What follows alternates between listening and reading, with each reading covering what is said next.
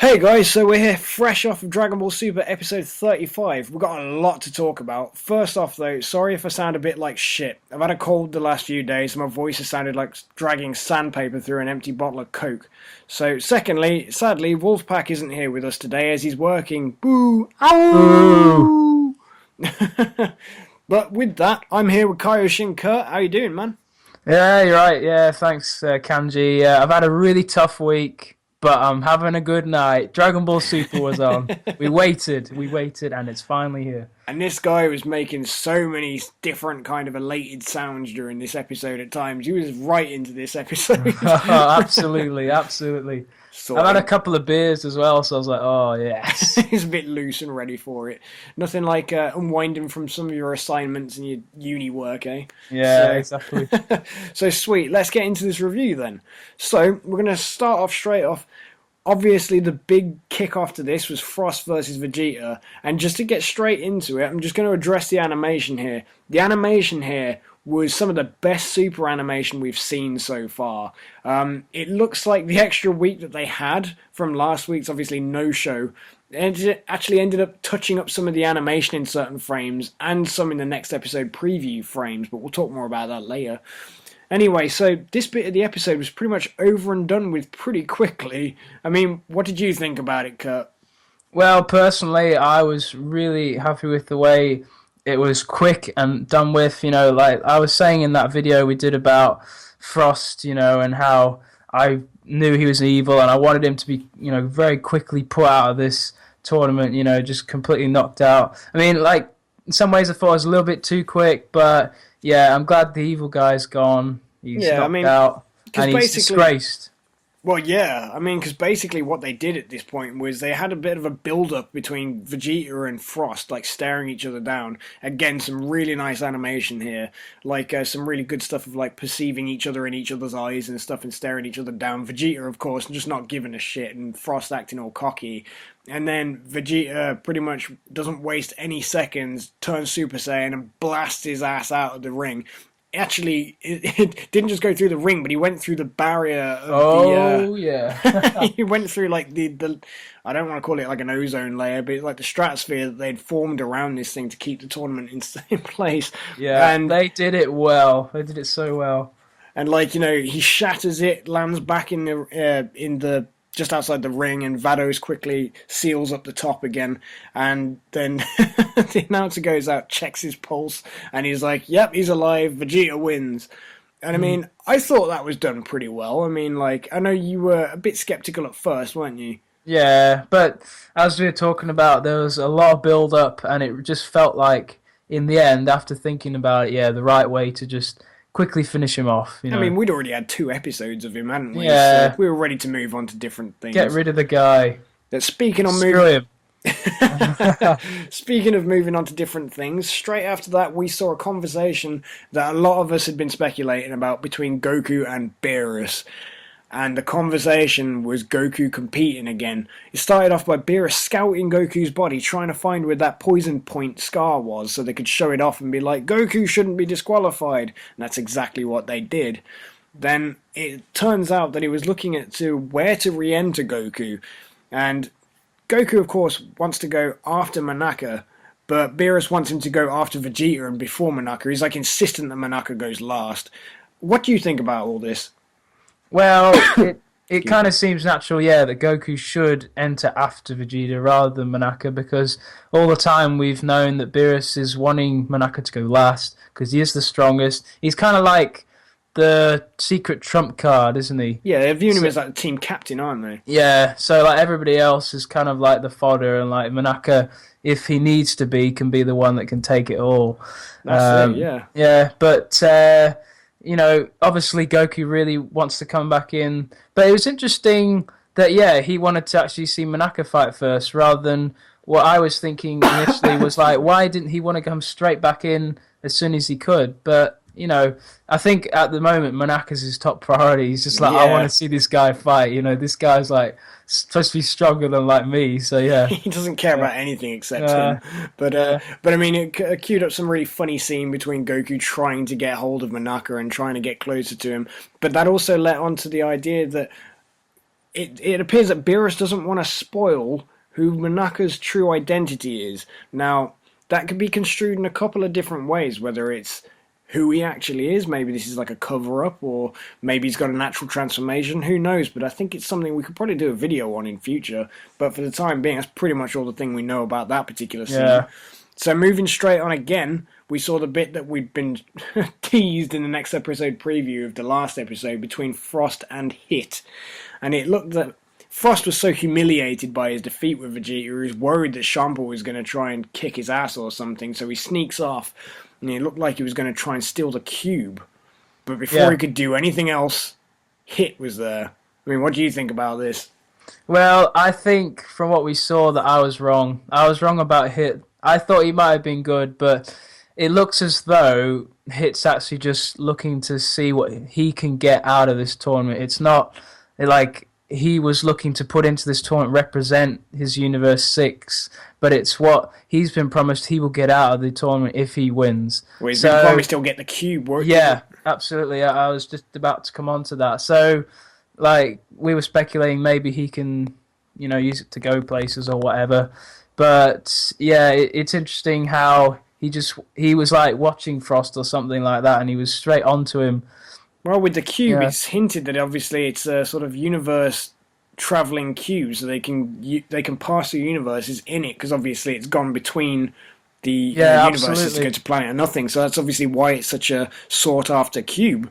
But excuse me, but obviously Hit has been promised this as his reward, as it appears it's Champa's cube and not Whis', as we obviously all believed when it looked like he materialized it. Yeah, but it looks like he was actually just storing it like Mary Poppins' handbag. Oh, that stuff can hold a lot, can't it? But anyway, obviously the bit that we all want to know about, Frost looked at Hit, and Frost was terrified. And Hit just, I'm not really sure what happened, because he just he threw those kind of weird, like, glass-shattering kind of effects to him, didn't he? And then he started getting these kind of weird ripples appearing in his forehead, and then he started bursting light. It kind of looked like something out of, like, a vampire movie if the light got shined on him or something like that. But it didn't kill him. No, it's kind of like a quick, like, torture just to remind him how powerful Hit is, and, like, do not cross me. Absolutely do not cross me, because I will make you pay. I will wreck you. Yeah, because, like, if you saw the look on Frost's face, he looked like he was in extreme agony. So, yeah. He did. So anyway, that pretty much covered that bit. And then we know that he didn't actually kill him, because he just picks him up and carries him back off. And then later on we see Frost, like, unconsciously slumped next to Hit in the seats. It's kind of quite funny. It looks like he's sat next to a puppet master or something. Yeah.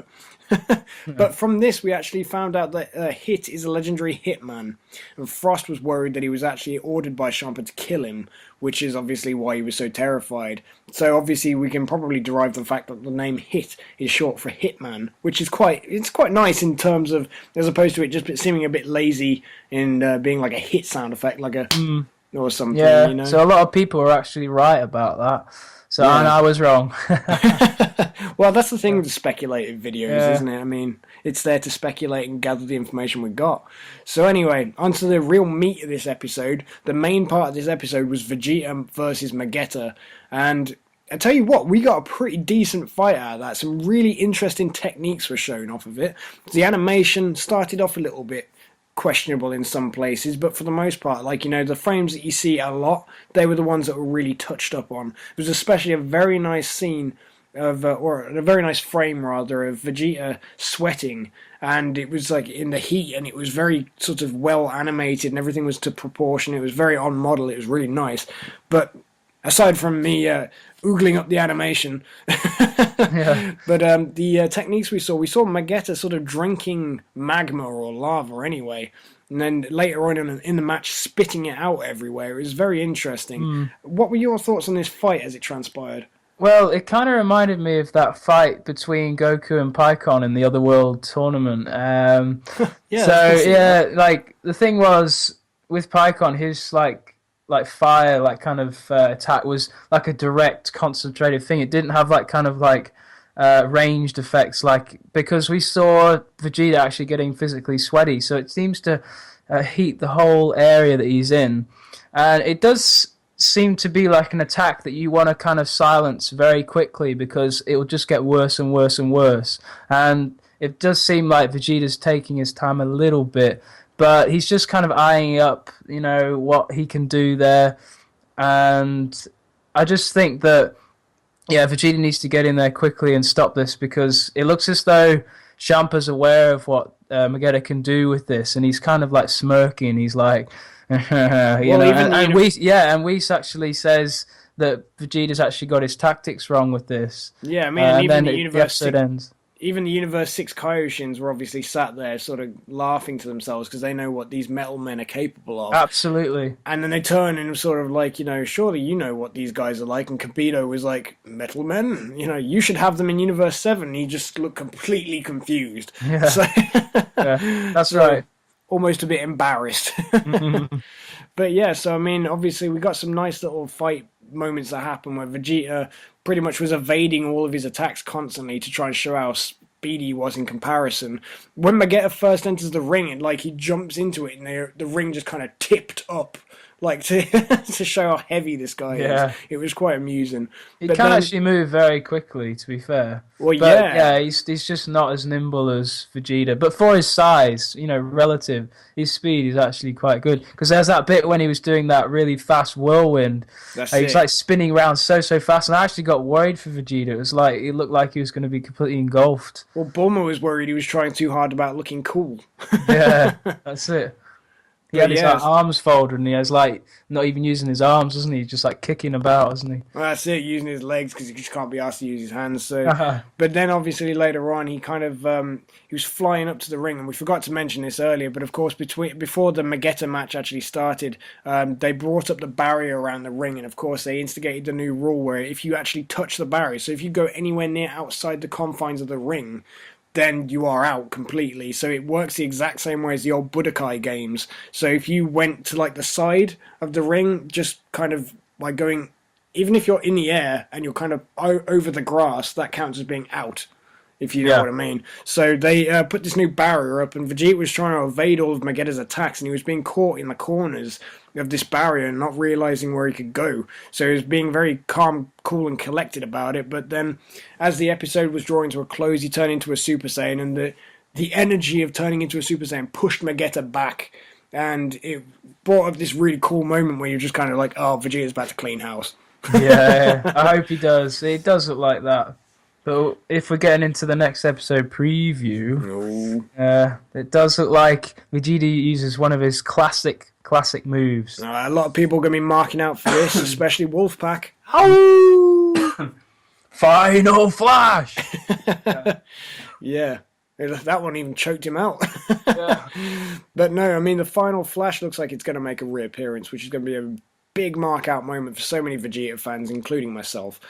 But I think it's definitely going to be something to look forward to. We didn't really see too much of that was kind of hinted at in the next episode preview. We did see Vegeta landing a nice hit on Magetta. But to be perfectly honest with you, that's pretty much all it gave off. It was one of the less informative next episode previews. But, I mean, overall, what did you think of the episode, Kurt?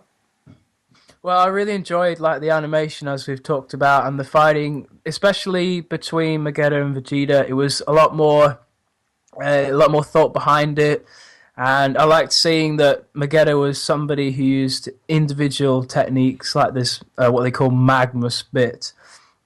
I mean, it's kind of a bit like Pycon, but it's completely different, really. It looks different. It has a different effect in the air, and it's great how his body is so tough and everything. It's a really interesting competitor there, in addition to Universe 6. Yeah, it's just a nice way of sort of drawing up this new character, isn't it? Like, it's not like a character we've had before, so... No, completely new. Yes, and I mean, my thoughts are pretty much similar. I mean, I really enjoyed the episode as a whole. To be honest, if Super continues the way it's been for the last 2 episodes or so, maybe 2-3 episodes even, I'd go as far as to say... I think that we're in for some pretty good stuff in the future. But I think that pretty much wraps it up then, guys. Well, cheers for joining in, and please go and check out Kaioshin Curt's channel for more information on his side of things, because he's done a lot of interesting analysis on the Kaioshins themselves, and some really interesting one lately about why Super Saiyan 3 doesn't have eyebrows. So if Yeah. you always wondered that, go check that out, because it's Yeah. actually a really interesting video. I have had a tough week with assignments and that. You know, I do study a degree at university, but yeah, I'm back now, pretty much. So yeah. Well, that's it, guys. Please feel free to leave a like, comment, subscribe to start training on World King Kanji's planet, and we'll catch you all in the next video. Bye! Bye.